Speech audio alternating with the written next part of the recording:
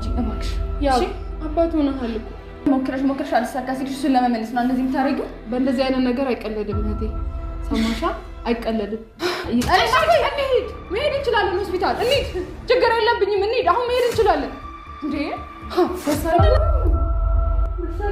ዞር በይ ወደዛ። እንዴት ነው ደስ ሊለኝ የሚችለው? ከእንደዚህ አይነት ሰው ስላደረገች ነው ደስ የሚለኝ? ቆይ መናገር ካለብሽስ ቀድመሽ ለኔ አትነግሪኝም? ምን ማለት ነው? በጣም ዛሬ እኮ ነው የሰማሁት። አልጠብቅም ይሄንን ካንቺ ማርያም። ዛሬ እኮ ነው የሰማሁት። ሊሆን እኔ እንጃ አይደል? እኔ ደስተኛ ልሁን ዘንድ አልገባኝም። የምሬን ነው።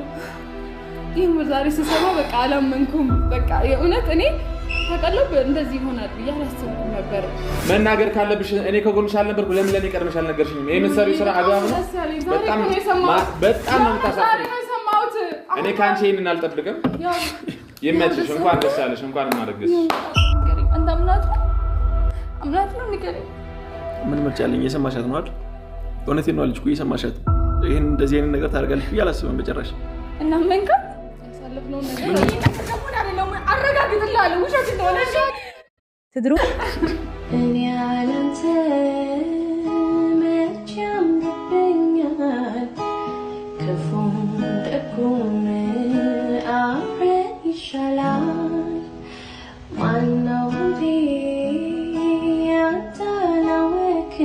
ሰላም ሰላም፣ እንዴት ናችሁ? የተወደዳችሁ ውድ ቤተሰቦቻችን ደህና ናችሁ ወይ? ሰላማችሁ ይብዛልኝ። እኔ በጣም ደህና ነኝ።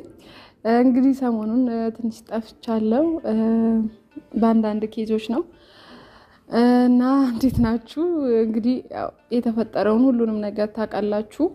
እኔም ጥሩ ሁኔታ ውስጥ አልነበርኩም። ከባድ ነው እውነት ለመናገር። በእኔ ቦታ ሆናችሁ ብታስቡ በጣም ነው የሚከብደው። አውቃለሁ ብዙ ሰዎች እያላችሁ ነው እራት ለምኙ ምናምን፣ ግን እውነት ለመናገር በእኔ ቦታ ሆናችሁ ደግሞ ስታዩት ፍቅር ከባድ ነገር ነው ማለት በአንዴ ለመውጣት ይከብዳልና እኔ ደግሞ እሱን ከቀረብኩ በኋላ ማለት በቅርብ ጊዜ ነው በእርግጥ እኔና እሱ ወደ ፍቅር ገብተን አሪፍ ጊዜ ማሳለፍ የጀመርነው። ግን ቢሆንም በዛ ውስጥ በጣም ብዙ ደስታን አይቻለሁ። በጣም ብዙ ጊዜ አብረን አሳልፈናል። እኔ እንጃ እውነት ከብዙ ጊዜ በኋላ ነው እዚህ ነገር ውስጥ የገባሁት እና ለዛ ነው ለመውጣት የከበደኝ። ቀላል አይደለም። ማየው ነገር ደግሞ በጣም ነው የሚጎዳኝ። እውነት ለመናገር በጣም ይጎዳኛል እና ተቋቁሜው ነው እና ዛሬ ደግሞ በቃ እንዴት ነው አንዳንዴ መታገል ራሱ ይሰለቻላ። እሱንም ትንሽ አሰለቸውት መሰለኝ። 10 ጊዜ እየደወልኩ ቤተሰብ ጋር በቃ እህቱ ጋርም ደውላለሁ። እሱ ጋር ስልኩ በቃ እንጃ ማረፍ